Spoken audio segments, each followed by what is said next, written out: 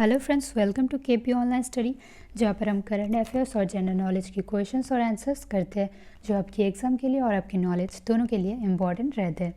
तो जो कि आज 23 जनवरी है, 23 जनवरी को मनाया जाता है हर साल बर्थ एनिवर्सरी नेताजी सुभाष चंद्र बोस जी के। तो आज 125th बर्थ एनिवर्सरी है उनके। तो इस वीडियो में हम डिस्कस करने वाले हैं उनके बायोग्राफी के बारे में, उनके स्कूलिंग और कॉलेज के बारे में, उनके एजुकेशन कैरियर, इन सब के बारे में डिस्कस करने वाले हैं। उसके साथ साथ इंडियन नेशनल मूवमेंट, जहाँ पर उन्होंने देश के इंडिपेंडेंस के लिए कुछ मूवमेंट करे थे, उन सब के बारे में भी डिस्कस करेंगे। और आज़ाद हिंद फौज और इंडियन नेशनल आर्मी, इन सब के बारे में भी इस वीडियो में हम डिस्कशन करने वाले हैं। तो चलिए देखते हैं। सबसे पहले हम उनके बायोग्राफी के बारे में जानते हैं। सुभाष चंद्र बोस जी, जिनका जन्म हुआ था जनवरी 23 को 1897 में कटक, ओडिशा में। उनके फादर के नाम थे जानकीनाथ बोस, जो एक फेमस लॉयर थे, और उनके मादर थे प्रभावती देवी। सुभाष चंद्र बोस जी उनके 14 भाई बहन थे वो, और उनमें से वो 9th नंबर चाइल्ड थे। ये आपको ध्यान रखना है। सुभाष चंद्र बोस ब्रिलियंट स्टूडेंट थे चाइल्डहुड से। उन्होंने टॉप किया था मैट्रिकुलेशन एग्जामिनेशन में कैलकाटा प्रोविंस में, और वो ग्रेजुएट किए थे फिलोसॉफी में स्कॉटिश चर्च कॉलेज से कैलकाटा में। He was strongly influenced by Swami Vivekananda teaching. इस समय वो स्वामी विवेकानंद जी के जो टीचिंग थे, जो स्पीचेस थे, उन सब से वो स्ट्रांगली इन्फ्लुएंस हुए थे। 1919 में उन्होंने इंडियन सिविल सर्विस एग्ज़ाम देने के लिए अपनी फैमिली के, अपने पेरेंट्स के विश पूरी करने के लिए वो इंग्लैंड के लिए रवाना हो गए, और वहाँ पर वो कैम्ब्रिज यूनिवर्सिटी के अंडर में फिट्ज़विलियम कॉलेज में इंडियन सिविल सर्विस एग्जामिनेशन की प्रिपरेशन के लिए एडमिशन ले लिया। इसके बाद जब उनके प्रिपरेशन हो गया और उन्होंने एग्ज़ाम के लिए अपीयर हो गए, वहाँ पर वो एग्ज़ाम के रिज़ल्ट में उन्होंने 4th रैंक किए थे।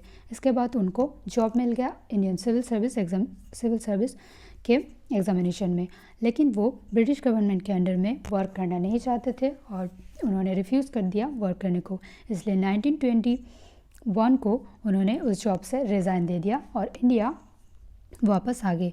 जब आज की जो इंडियन सिविल सर्विस एग्ज़ाम होते हैं, जिसका नाम है इंडियन एडमिनिस्ट्रेटिव सर्विस, जिसे हम IAS कहते हैं, वो एग्ज़ाम जब अभी इंडिया में होते थे, लेकिन तब के टाइम में वो लंदन में हुआ करते थे, इसीलिए उनको लंदन जाना पड़ा उस एग्ज़ाम को देने के लिए। इसके बाद वो जब इंडिया लौटे, उन्होंने स्वराज नाम की एक न्यूज़पेपर स्टार्ट की।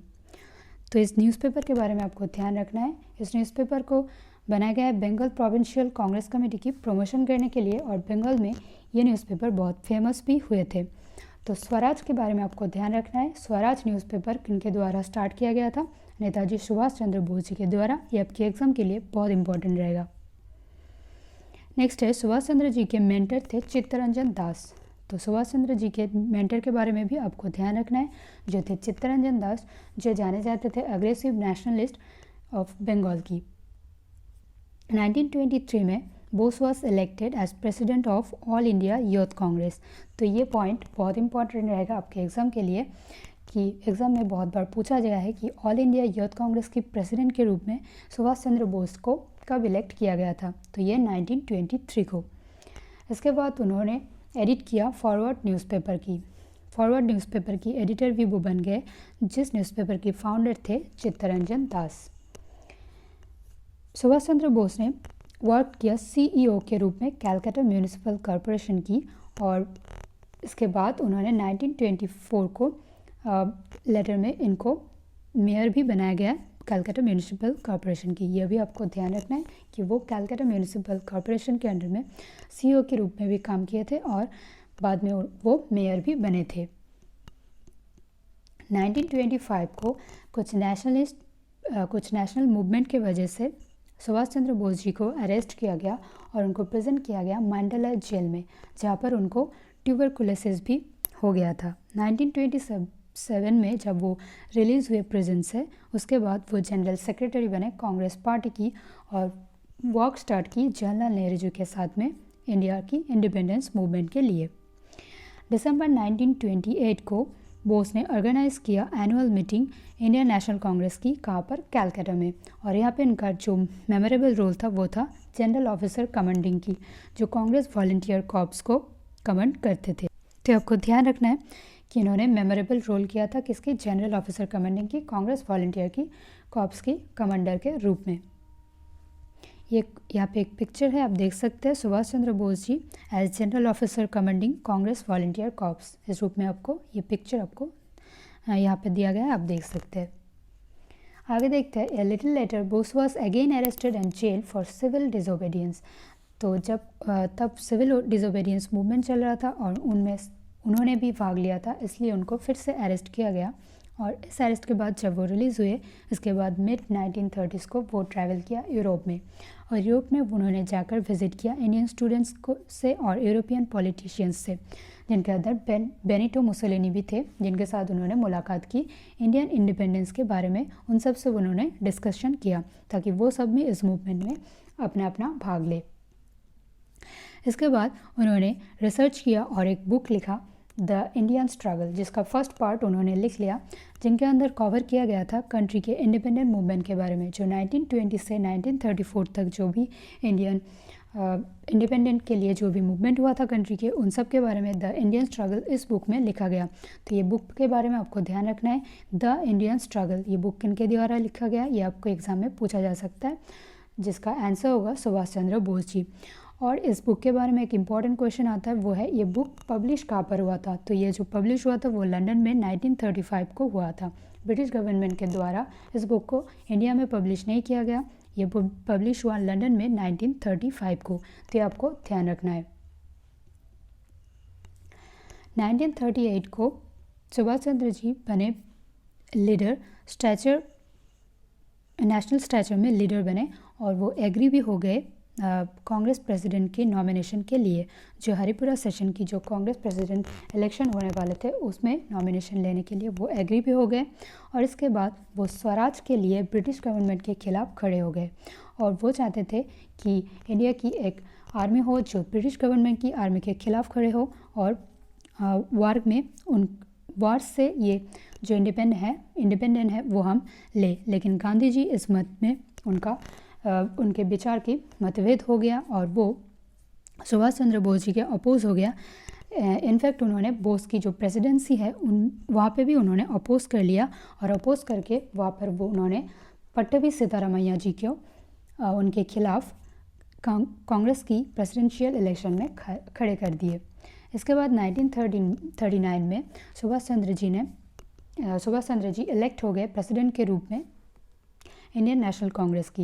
लेकिन उन्होंने तब वहाँ पे रिज़ाइन भी दे दिया, क्योंकि जो कि महात्मा गांधी जी उनके अपोज कर रहे थे, और वो नहीं चाहते थे कि जो कि महात्मा गांधी जी उनको प्रेफर नहीं कर रहे, इसीलिए उन्होंने रिज़ाइन दे दिया।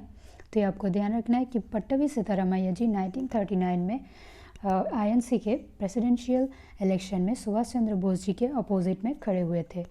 मुथुरामलिंगम तेवर नाम की एक INC के मेंबर थे जो सुभाष चंद्र बोस जी को बहुत सपोर्ट करते थे, और उनके सपोर्ट की वजह से इस वोट में बहुत सारा वोट भी सुभाष चंद्र बोस जी को मिले थे। 22 जून 1939 को सुभाष चंद्र बोस जी ने फैक्शन करने के लिए इंडियन नेशनल कांग्रेस की ऑल इंडिया फॉरवर्ड ब्लॉक की ऑर्गेनाइज किए थे, जिसका मेन स्टेक इनके होम स्टेट बंगाल में थे। मुथुरामलिंगम तेवर जो सुभाष चंद्र बोस जी के सपोर्टर थे, वो भी इस फॉरवर्ड ब्लॉक में ज्वाइन हो गए। इसके बाद आउटब्रेक ऑफ द वॉर, जो सिविल डिसोबीडियंस की जो प्रोटेस्ट हो रहा था अगेंस्ट वायसरॉय लॉर्ड लिंथिंगहो डिसीजन में, जहाँ पे उन्होंने डिक्लेयर कर दिया था इंडिया भी इस वार में, वर्ल्ड वॉर सेकेंड में अपने भाग ले रहा है, जो कि कांग्रेस लीडरशिप के कंसल्टिंग के बिना ही उन्होंने ये डिसीजन ले लिया था। इसीलिए सिविल डिसोबीडियंस की प्रोटेस्ट हुआ था सुभाष चंद्र बोस जी के द्वारा अगेंस्ट वायसरॉय लॉर्ड लिंथिंगहो।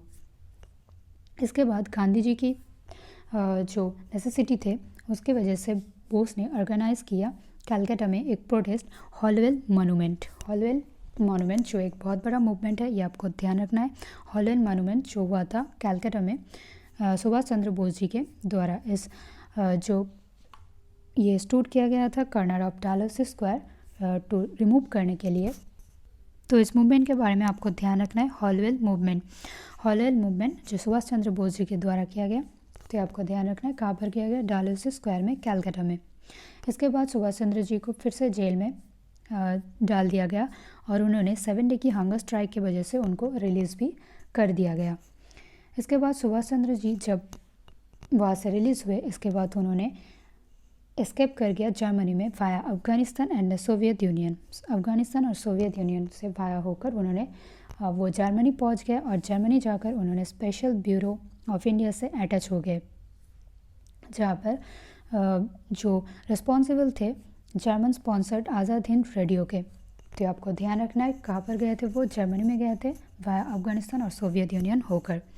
इसके बाद जब वहाँ पे जाकर उन्होंने centre in Berlin, free India centre in Berlin में उन्होंने फ्री इंडिया सेंटर भी बनाए थे, जो सुभाष चंद्र बोस जी के द्वारा क्रिएट किया गया था। इसके बाद वो क्रिएट किए इंडियन लीजियन। तो ये दोनों आपको ध्यान रखना है, free India centre in Berlin and Indian lesion, ये दोनों सुभाष चंद्र बोस जी के द्वारा फाउंड किया गया था, जहाँ पर 4500 सोल्जर इसके अंदर थे जो इंडियन प्रिजनर्स थे और उनको रिलीज़ करके इस ग्रुप में शामिल किया गया।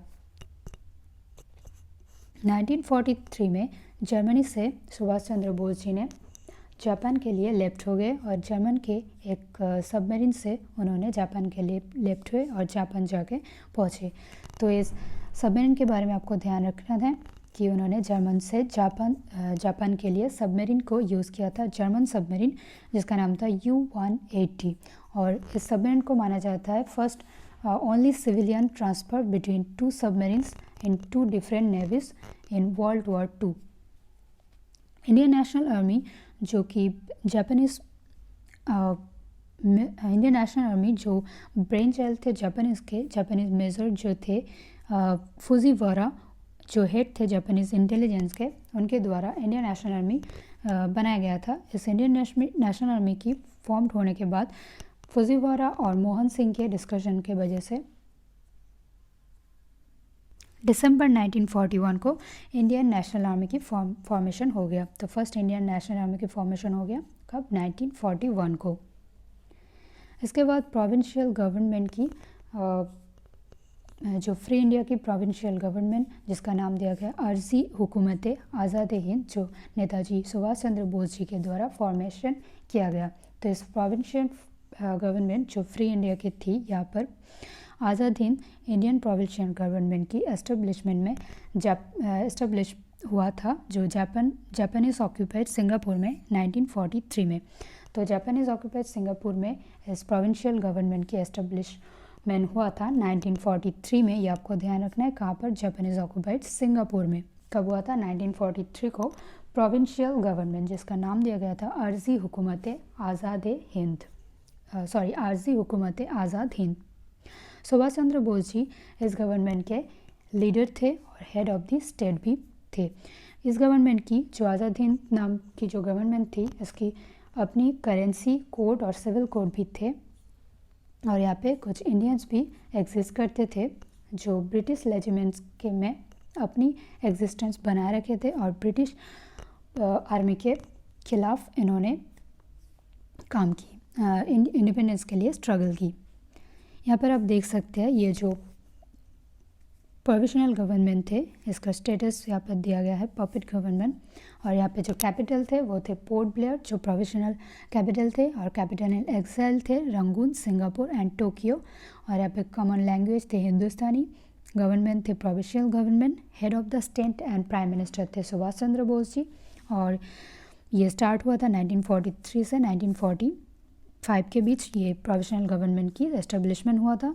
ये एस्टेब्लिश की जो डेट है ये भी यहाँ पे दिया गया है 21 अक्टूबर 1943 और डिस एस्टेब्लिशमेंट हुआ 18 अगस्त 1945, जबकि सुभाष चंद्र बोस जी के डेथ के दिन में।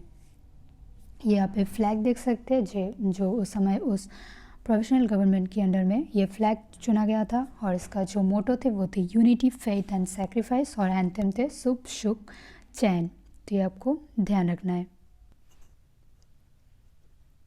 इसके बाद immediately after the formation of provincial government की जब स्थापना हुई उसके तुरंत बाद ही उन्होंने डिक्लेयर कर दिया war against the British army. तो ब्रिटिश आर्मी के अगेंस्ट उन्होंने वॉर की डिक्लेरेशन कर दिया इंडो बर्मा फ्रंट में। यहाँ पर इंडियन नेशनल आर्मी जो ब्रिटिश आर्मी से संख्या में बहुत कम थे, फिर भी ब्रिटिश आर्मी पर वो भारी पड़ गए थे। तो इम्फाल कोहिमा सेक्टर में ये वॉर हुआ था ब्रिटिश आर्मी और इंडियन नेशनल आर्मी के बीच में। तो ये एग्जिस्टेंस आज़ाद हिंद फौज के जो थे ये इंडियन नेशनल आर्मी के साथ ही थे, और इसका लिमिटेड पावर जो थे आज़ाद हिंद फौज के वो सुभाष चंद्र बोस जी के डेथ के बाद में ये ख़त्म होने लगा, और ब्रिटिश आर्मी यहाँ पर अपना हक जमाने लगे। तो ये आपको ध्यान रखना है कि इंडो सेक्टर पर इंडियन नेशनल आर्मी और ब्रिटिश आर्मी के खिलाफ ब्रिटिश आर्मी के बीच एक वॉर की डिक्लेरेशन किया गया था प्रोविंशियल गवर्नमेंट के द्वारा, जो सुभाष चंद्र बोस जी के अंडर में थे। प्रोविंशियल गवर्नमेंट जो फ्री इंडिया के थे उसमें जो कैबिनेट हेड थे वो सुभाष चंद्र बोस जी थे, और साथ में वो head of the state, the prime minister and the minister of war and foreign affairs भी थे। तो यहाँ पे जो दोनों पॉइंट है ये दोनों आपको बहुत अच्छे से याद रखना है। और नेक्स्ट पॉइंट है कैप्टन डॉक्टर लक्ष्मी स्वामीनाथन, जो मिनिस्टर बने विमेन ऑर्गेनाइजेशन के, और वो हेड भी थे रानी झांसी रेजिमेंट की, जो विमेन सोल्जर्स के जो ब्रिगेड थे विमेन सोल्जर्स फाइटिंग के इंडियन नेशनल आर्मी के अंडर में। तो ये दोनों पॉइंट आपको ध्यान रखना है कि provincial government of free India के कैबिनेट हेड कौन थे, सुभाष चंद्र बोस जी, जो साथ में head of the state, the prime minister and the minister of war and foreign affairs ये सब भी थे। और उसके साथ साथ जो विमेन ऑर्गेनाइजेशन थे उसके हेड थे लक्ष्मी स्वामीनाथन, और रानी झांसी रेजिमेंट थी जो थी उनके कमांडर भी लक्ष्मी स्वामीनाथन थी। तो ये दोनों पॉइंट बहुत इंपॉर्टेंट रहेगा आपके एग्जाम के लिए, ये आपको ध्यान रखना है। अब आता है सुभाष चंद्र बोस जी के डेथ के बारे में। 18 अगस्त 1945 को एक प्लेन क्रैश में, जो जापान की एक प्लेन थे, वो जो ओवरलोडेड प्लेन थे उसके क्रैश होने की वजह से सुभाष चंद्र बोस जी की डेथ हो गया है, ऐसा बताया जाता है। जो जापानीज रूल फॉर्मोसा में हुआ था, जो अभी जिसको हम ताइवान के नाम से जाने जाते हैं, वो तब जापान के अंडर में फॉर्मोसा नाम की जगह थे जहाँ पर ये प्लेन क्रैश हुआ था। तो बताया जाता है कि इसी प्लेन क्रैश में सुभाष चंद्र बोस जी के डेथ हो गया, जबकि उनके बहुत सारे सपोर्टर्स जो बंगाल में रहते हैं इस न्यूज़ को वो मानते ही नहीं थे, वो अब तक वो नहीं मानते हैं। तो ये जो डेथ थे उनके, ये बहुत सारे इसके पीछे बहुत सारे कंस्पिरेसी थ्योरी भी है, इसलिए ये अभी भी एक मिस्ट्री बन के रह गया है, और इसके लिए इनको डेथ सर्टिफिकेट भी नहीं मिला, और इसके लिए इनको भारत रत्न भी नहीं दिया जा सका। तो आपको ध्यान रखना है 18 अगस्त 1945 को सुभाष चंद्र बोस जी के डेथ हुआ था, ऐसा माना जाता है जापानीज प्लेन क्रैश होने पर। कहाँ पर? जापान रूल फॉर्मोसा, जिसको हम अभी ताइवान के नाम से जानते हैं। अभी करंट न्यूज़ में 2-4 दिन पहले ही हमारे यूनियन कल्चर मिनिस्टर के द्वारा अनाउंस किया गया है कि जनवरी 23 को जो बर्थ एनिवर्सरी सुभाष चंद्र बोस जी के हैं वो सेलिब्रेट किया जाएगा पराक्रम दिवस के रूप में, जो एवरी ईयर मनाया जाएगा इस साल से।